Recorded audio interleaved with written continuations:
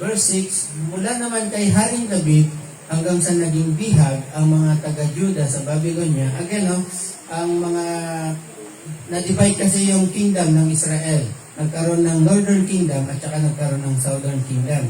So, North and South. Ang Northern Kingdom, kinuha ng mga Assyrians. Dinala ng mga Assyrians sa ibang bayan. Pero ang Southern Kingdom, later on, ay kinuha ng mga Babylonians. Dinala sila sa Babylonia. Kaya si Daniel, si Meshach, Shadrach, Abednego, nandun sila sa Babylonia nung time ni Daniel. Okay? So, mula naman kay Haring David hanggang sa naging bihag ang mga taga-Juda sa Babylonia, ang mga ninuno ni Jesus ay sina David, Solomon na anak ni Haring David, sa asawa ni Urias, si Rehoboam, Abias, Asa, Jehoshaphat, Joram, Osias, Jotam, Akas, Ezekias, Manases, Amon, Josias, Liconias, at ang mga kapatid nito. At pagkatapos na sila ay maging bihag sa Babylonia, nang bumalik sila ulit sa Israel from Babylonia, bumalik sa Juda hanggang sa ipanganak ang Panginoong Yesus, ang mga ninuno niya ay sina Jeconiah, si Saltil, Zerubbabel, Abiud, Eliakim, Azor, Sadok, Akim, Eliud, Eleazar, Metan, Jacob, Jacob, at si Jose na asawa ni Maria. Si Maria ang ina ni Jesus, ang tinatawag na Kristo. So, in other words, sa mga tuwing, may 14 na generations mula kay Abraham hanggang kay David, 14 mula kay David hanggang sa pagkabihag ng mga Israelita sa Babylonia, at 14 din mula sa pagkabihag sa Babylonia hanggang kay Kristo. Okay? So, Pastor, sabi mo, anong makukuha natin dyan? Puro pangalan. Puro pangalan. Of course, malaki. Bakit? Unang-una, verse 1 pa lang.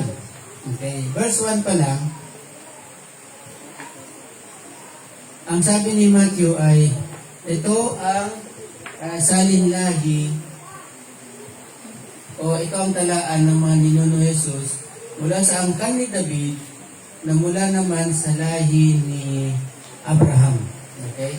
Mula sa angkan ni David, mula sa lahi ni Abraham. So, ano yung gustong ipakita ni Mateo dito sa word na ito? Tapos i-expound niya yan mula kay David hanggang kay Abraham. Now, meron kasing covenant ang Diyos kay Haring David na sa pamamagitan ni David, sa binhi ni David, lalabas ang isang magiging hari na maghahari magpakailanman, forever. Ang tanong,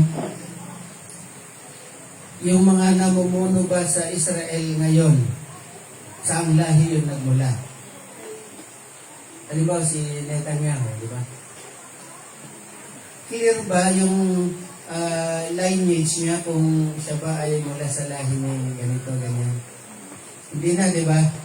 Pero ang sa prophecy, sa covenant kasi ng Diyos sa Israel, ang isang hari na maghahari forever ay magmumula sa binhi ni David o magmumula sa lahi ni David. Para sa iba, akala nila si Solomon, pero si Solomon, sa mga last days ni Solomon ay hindi naging maganda at namatay din si Solomon. Yung mga sumunod kay Solomon na mga anak din ni David, naghari sila, oo, pero namatay din sila. Okay? Kaya, ang sino mang magiging Mesaya ay dapat magmumula sa binhi ni David. At wala tayong ibang matetrace ngayon na Hudyo na mula sa binhi ni David, walang clear na genealogy kundi ang Panginoong Jesus lamang. Okay? Yung pangalawa, si Abraham, ang covenant naman ng Diyos kay Abraham, Anyway, yung binabanggit ko na paghahari ay mababasa natin yan sa 2 Samuel chapter 7 verse at least 12 ang 13 onwards. Ano yung mababasa natin dito? Ito yung time na kung saan si David ay matagumpay siya sa lahat ng kanyang kampanya sa pakikiligma at na-organize na niya ang kanyang ang Judah, ang Israel, na-organize niya, ang buong Israel.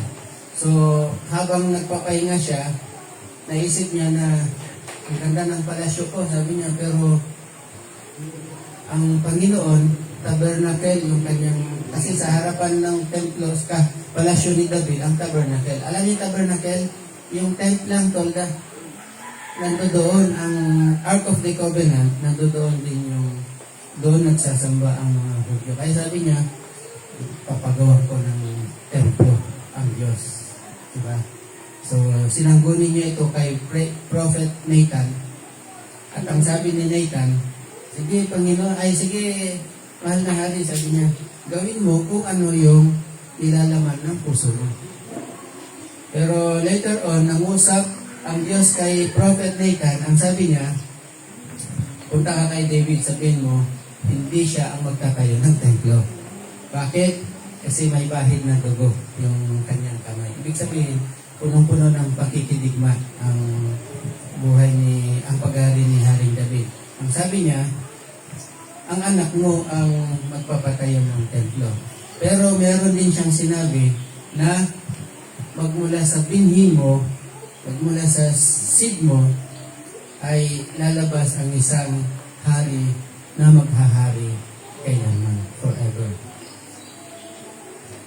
Ito ay isang tinatawag natin na messianic prophecy. Messianic, ibig sabihin,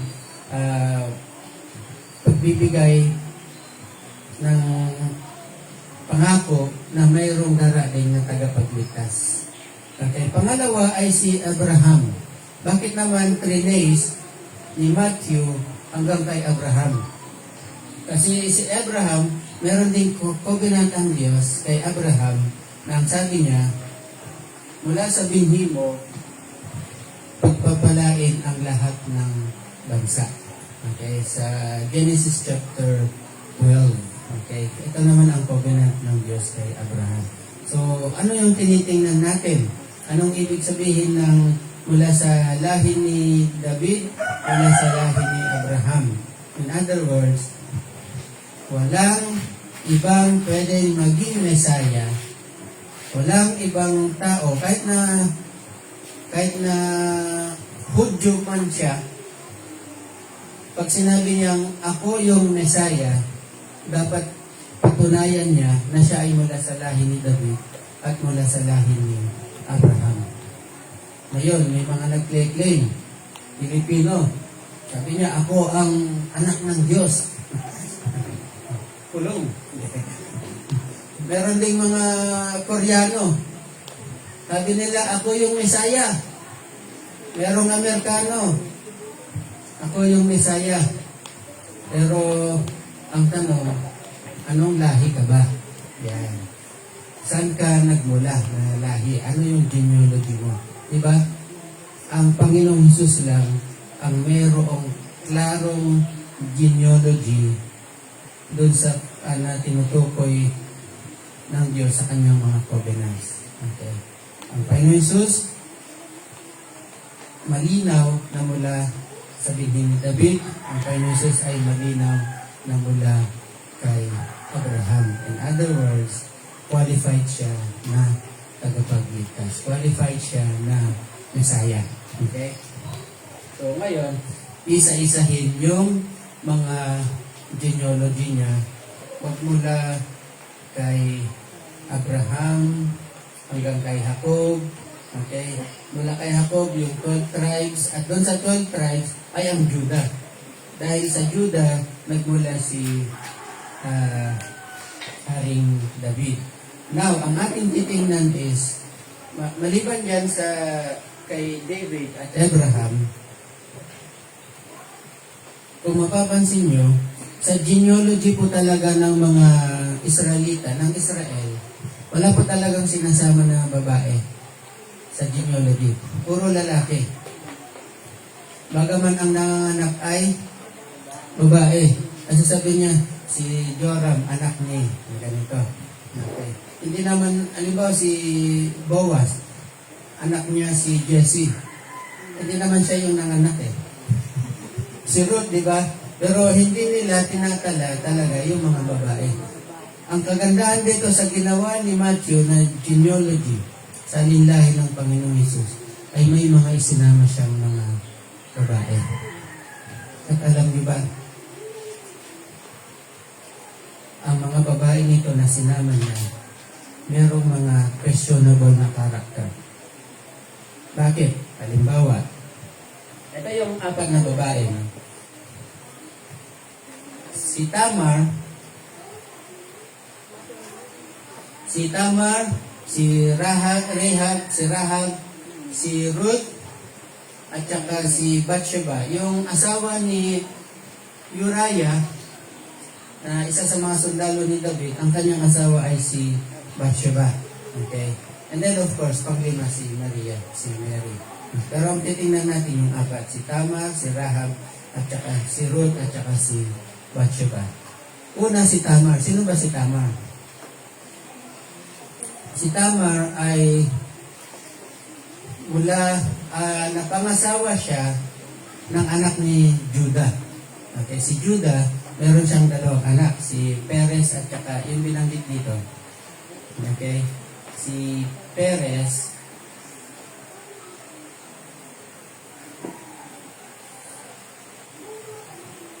sa Tagalog pala. Sa Tagalog pala pinag-isa-isa na. Pero 2 yung anak ni Judah. Okay. Pinakasalan niya yung una, Fares. Pinakasalan niya yung una, pero namatay. Napangasawa nung unang anak, panganay na anak ni Judah, si Tamar, pero namatay yung anak ni Judah. Okay. So ngayon, namatay yung anak ni Judah dahil merong batas ang mga Hudyo na kailangan mag-ipagpatuloy yung lahi. Napangasawa niya ngayon yung pangalawang anak ni Judah. Yan lang, yung pangalawang anak ni Judah ay namatay din. Kaya ngayon, kung babasahin natin sa Genesis, si Judah ngayon, dali, hindi ko ibibigay yung pangatlo kong anak na lalaki. Baka maubos yung mga anak kong lalaki, may pagkablusang itim yata ng babae.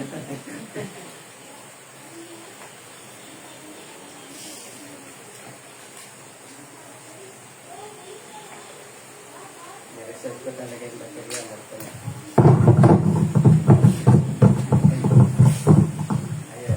Okay. So may pagkablusang itim yata. Yung bawat mapangasawa niya na mamatay. So ang ginawa ni Judah, hindi mo muna pakakasalan yung anak ko isa kasi bata pa siya. Hayaan mong lumaki, sabi ni Judah. Eh nung nagbinata na yung anak ni Judah, hindi pinasawa ni Judah kay Tamar. Ngayon itong si Tamar, nag-disguise na prostitute. So nung dumadaan si Judah galing sa field, hawak niya yung kanyang tungkod, nakita niya yung, may prostitute, sabi niya. Di tinabihan niya ngayon. So wala akong pambayad, sabi ni Judah. Okay lang, sabi ni Tamar. Di niya alam na si Tamar yun. Iwanan mo na lang yung baston mo at saka yung signet ring. Di ba may mga signet ring, yung sing-sing na pinangkatatak nila. Iwanan mo na lang yan, sabi. Iniwanan naman ni Judah, tapos biglang umalis si Tamar, hindi nagpakita hanggang nung nagbuntis siya.